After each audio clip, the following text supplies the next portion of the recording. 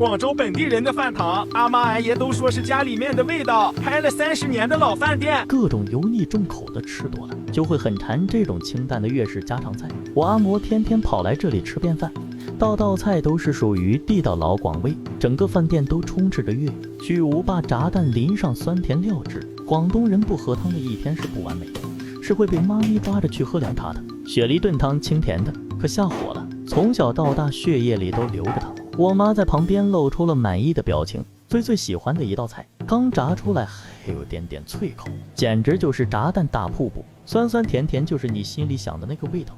连炸蛋都学会拉丝了，不会很油，下饭完美，一个人就吃半个。手撕鸡那可是千万老广心目中的白月光，加多多鸡肉铺在饭上，灵魂鸡皮必须来一大块，这才叫一个香。油光锃亮的鸡皮，鸡腿肉真的很滑嫩，专属于广东宝宝的手撕鸡寿司，吃完不得直接瘦没了。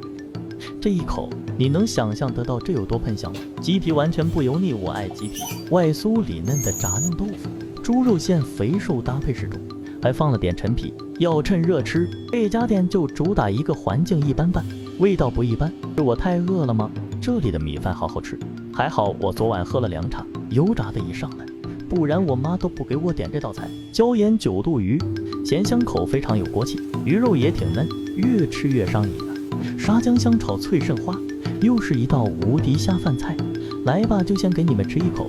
这家店的性价比真的 max 了，很实惠，浓郁的酱汁，波脆的肾花，炸蛋基本都被我吃完了。吃到后面还是觉得有点油，但不影响好吃。鱼扣很爽口，是个小众菜，淡淡的焦香气和蒜蓉味，菜也是够新鲜绿油油的。这家饭店的菜总体火候都把握的挺好。